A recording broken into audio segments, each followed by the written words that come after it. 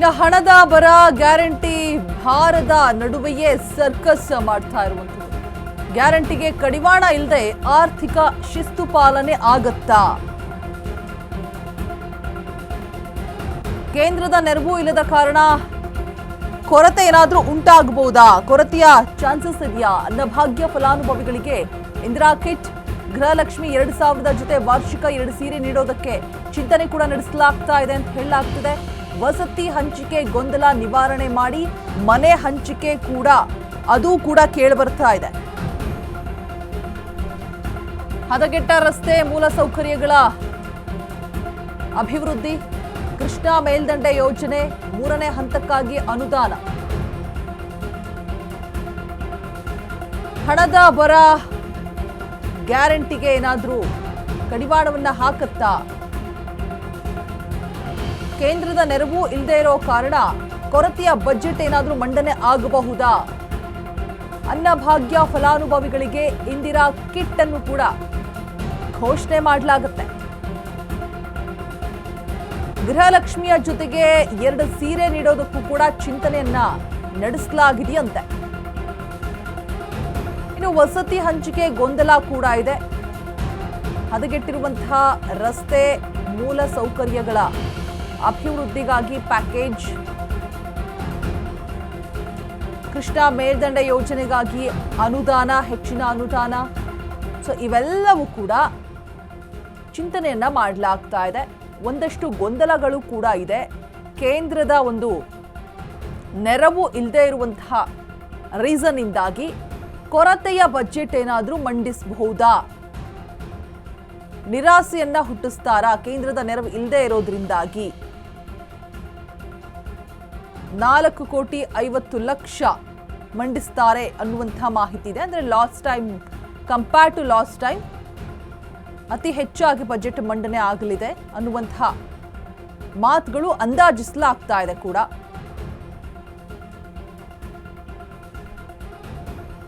ಈಗ ಆರ್ಥಿಕ ಶಿಸ್ತನ್ನು ಕೂಡ ಪಾಲನೆ ಮಾಡಬೇಕು ಗ್ಯಾರಂಟಿಯ ಜೊತೆಗೆ.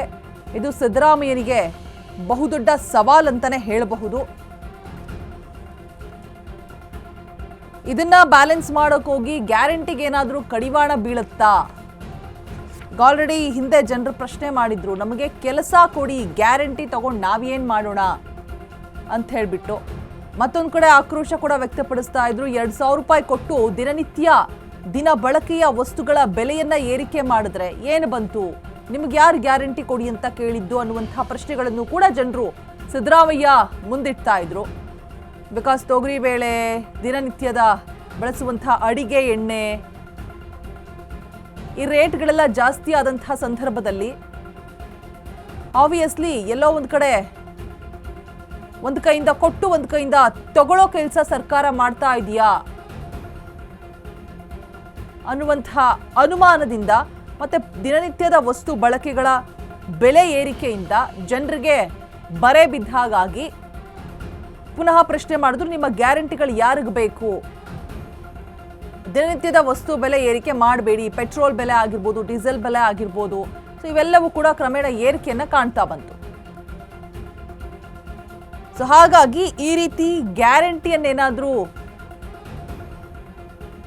ನೆಗ್ಲೆಕ್ಟ್ ಮಾಡಿ ಬೇರೆ ವಲಯಗಳಲ್ಲಿ ಅನುದಾನವನ್ನ ಹೆಚ್ಚಿಗೆ ಮಾಡ್ತಾರಾ ಗೊತ್ತಿಲ್ಲ, ಕಾದು ನೋಡಬೇಕು. ಹಣದ ಬರ ಗ್ಯಾರಂಟಿ ಮೇಲೆ ಬೀಳುವಂತಹ ಸಾಧ್ಯತೆಗಳಿದೆ. ಕೇಂದ್ರದ ನೆರವು ಕೂಡ ಇಲ್ಲದೆ ಇರುವಂತಹ ಕಾರಣ ಬಜೆಟ್ ಮಂಡನೆ ಕೊರತೆ ಉಂಟಾಗಬಹುದಾ? ಅನ್ನಭಾಗ್ಯ ಫಲಾನುಭವಿಗಳಿಗೆ ಇಂದಿರಾ ಕಿಟ್ನ ಘೋಷಣೆ ಮಾಡ್ತಾರೆ ಅನ್ನುವಂತಹ ಮಾಹಿತಿ ಕೂಡ ಇದೆ. ಇನ್ನು ಗೃಹಲಕ್ಷ್ಮಿಗೆ 2,000 ಜೊತೆಗೆ 2 ಸೀರೆ ಕೂಡ ಕೊಡಬೇಕು ಅಂತ ಹೇಳ್ಬಿಟ್ಟು ಚಿಂತನೆಯನ್ನ ಮಾಡಲಾಗಿದೆಯಂತೆ.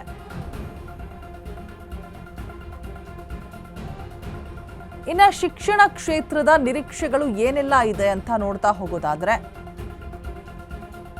ಹಳೆಯ ಪಿಂಚಣಿ ಸೌಲಭ್ಯಕ್ಕಾಗಿ ಶಿಕ್ಷಕರನ್ನ ವರ್ಗಾವಣೆ ಮಾಡುವಂಥದ್ದು,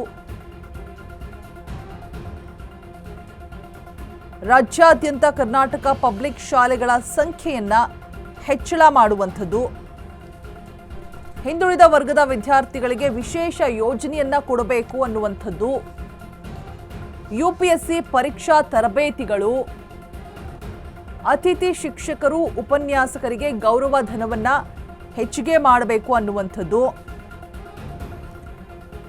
ಸರ್ಕಾರಿ ಶಾಲೆಗಳಲ್ಲಿ ಖಾಲಿ ಇರುವ ಹುದ್ದೆಗಳ ಭರ್ತಿ ನಿರೀಕ್ಷೆ ಕೂಡ ಇದೆ, ಹಿಂದುಳಿದ ವರ್ಗದ ವಿದ್ಯಾರ್ಥಿಗಳಿಗೆ ವಿಶೇಷ ಯೋಜನೆಯನ್ನ ಕಲ್ಪಿಸಬೇಕು ಅನ್ನುವಂತಹ ನಿರೀಕ್ಷೆ ಕೂಡ ಇದೆ, ಹಳೆಯ ಪಿಂಚಣಿ ಸೌಲಭ್ಯಕ್ಕಾಗಿ ಶಿಕ್ಷಕರ ವರ್ಗ ಹೋರಾಟವನ್ನು ಕೂಡ ಮಾಡಿತ್ತು ಈ ಹಿಂದೆ, ಬಿಸಿಯೂಟ ಸಿಬ್ಬಂದಿ ಗೌರವಧನ ಹೆಚ್ಚಿಸಬೇಕೆಂದು ಕೂಡ ಆಗ್ರಹಿಸಲಾಗ್ತಾ ಇದೆ. ಸೊ ಇದಿಷ್ಟು ಕೂಡ ಶಿಕ್ಷಣ ಕ್ಷೇತ್ರದ ನಿರೀಕ್ಷೆಗಳಾಗಿರುತ್ತೆ. ಒಂದು, ಸರ್ಕಾರಿ ಶಾಲೆಗಳಲ್ಲಿ ಖಾಲಿ ಇರುವ ಹುದ್ದೆಗಳನ್ನ ಭರ್ತಿ ಮಾಡಬೇಕು ಅನ್ನುವಂತಹ ನಿರೀಕ್ಷೆ ಮೊದಲನೇದಾಗಿ. ರಾಜ್ಯಾದ್ಯಂತ ಕರ್ನಾಟಕ ಪಬ್ಲಿಕ್ ಶಾಲೆಗಳ ಸಂಖ್ಯೆಗಳನ್ನ ಹೆಚ್ಚಿಗೆ ಮಾಡಬೇಕು, ರಾಜ್ಯಾದ್ಯಂತ ಹಿಂದುಳಿದ ವರ್ಗಗಳ ವಿದ್ಯಾರ್ಥಿಗಳಿಗೆ ವಿಶೇಷ ಯೋಜನೆಯನ್ನ ಕಲ್ಪಿಸಬೇಕು, ಯುಪಿಎಸ್ಸಿ ಪರೀಕ್ಷಾ ತಯಾರಿಗೆ ವಿಶೇಷ ತರಬೇತಿಯನ್ನ ನೀಡಬೇಕು, ಅತಿಥಿ ಶಿಕ್ಷಕರು ಮತ್ತೆ ಉಪನ್ಯಾಸಕರ ಗೌರವ ಧನವನ್ನ ಹೆಚ್ಚಿಗೆ ಮಾಡಬೇಕು. ಇವೆಲ್ಲವೂ ಕೂಡ ಶಿಕ್ಷಣ ಕ್ಷೇತ್ರದ ನಿರೀಕ್ಷೆಗಳಾಗಿರುತ್ತೆ.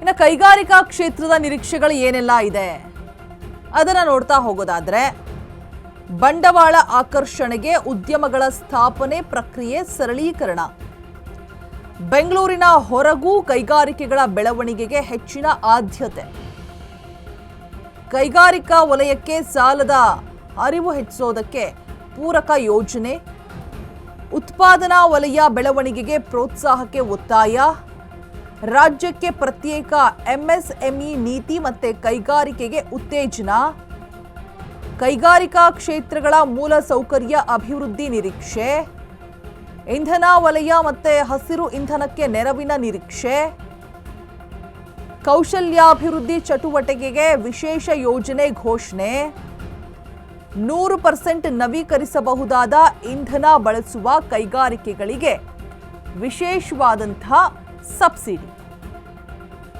ಇದಿಷ್ಟು ಕೂಡ ಕೈಗಾರಿಕಾ ಕ್ಷೇತ್ರದ ನಿರೀಕ್ಷೆಗಳಾಗಿರುತ್ತೆ. ಕೃಷಿ ವಲಯದ ನಿರೀಕ್ಷೆಗಳು, ಕೈಗಾರಿಕಾ ಕ್ಷೇತ್ರದ ನಿರೀಕ್ಷೆಗಳು, ಶಿಕ್ಷಣ ಕ್ಷೇತ್ರದ ನಿರೀಕ್ಷೆಗಳು ಇವಿಷ್ಟು ಕೂಡ ಆಗಿರುತ್ತೆ. ಇನ್ನು ಆರೋಗ್ಯ ಕ್ಷೇತ್ರದ ನಿರೀಕ್ಷೆಗಳು ಏನೆಲ್ಲ ಇರುತ್ತೆ?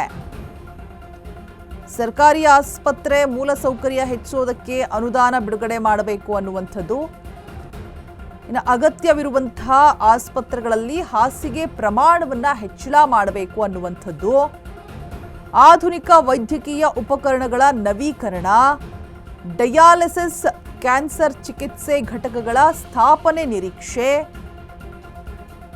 ಇನ್ನು ಆರೋಗ್ಯ ಕರ್ನಾಟಕ ಆಯುಷ್ಮಾನ್ ಯೋಜನೆ ಮೊತ್ತವನ್ನ ಹೆಚ್ಚಳ ಮಾಡಬೇಕು, ಕೆಲ ಜಿಲ್ಲೆಗಳಿಗೆ ಹೊಸ ಮೆಡಿಕಲ್ ಕಾಲೇಜು ಸ್ಥಾಪನೆ ಕೂಡ ಮಾಡಬೇಕು, ಹಾಲಿ ಮೆಡಿಕಲ್ ಕಾಲೇಜುಗಳಲ್ಲಿ ಸಂಶೋಧನೆಗೆ ಅನುದಾನ, ಆರೋಗ್ಯ ಡೇಟಾ ಡಿಜಿಟಲೀಕರಣಕ್ಕೆ ವಿಶೇಷವಾಗಿ ಒತ್ತಾಯಿಸಲಾಗ್ತಾ ಇದೆ. ಸೊ ಇದಿಷ್ಟು ಕೂಡ ಆರೋಗ್ಯ ಕ್ಷೇತ್ರದ ನಿರೀಕ್ಷೆಗಳಾಗಿರುತ್ತೆ.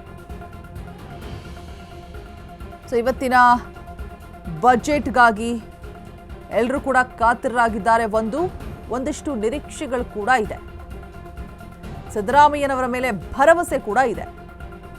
ಒಳ್ಳೆಯ ಬಜೆಟ್ ಅನ್ನ ಮಂಡನೆ ಮಾಡ್ತಾರೆ, ಲೋಕಲ್ ಎಲೆಕ್ಷನ್ ಅನ್ನ ಮುಂದಿಟ್ಕೊಂಡು ಆ ಎಲೆಕ್ಷನ್ ಅನ್ನ ಒಂದು ತಲೆಯಲ್ಲಿ ಇಟ್ಕೊಂಡು ಬಜೆಟ್ ಅನ್ನ ಮಂಡನೆ ಮಾಡುವಂತಹ ಸಾಧ್ಯತೆಗಳು ಕೂಡ ಇದೆ ಅಂತ ಮತ್ತೊಂದು ಕಡೆ ಹೇಳಲಾಗ್ತಾ ಇದೆ. ಸೊ ಶಿಕ್ಷಣ ಕ್ಷೇತ್ರ, ಆರೋಗ್ಯ ಕ್ಷೇತ್ರ, ಕೈಗಾರಿಕಾ ಕ್ಷೇತ್ರ, ಕೃಷಿ ವಲಯದ ನಿರೀಕ್ಷೆಗಳು ಇದಿಷ್ಟು ಕೂಡ ಆಗಿರುತ್ತೆ.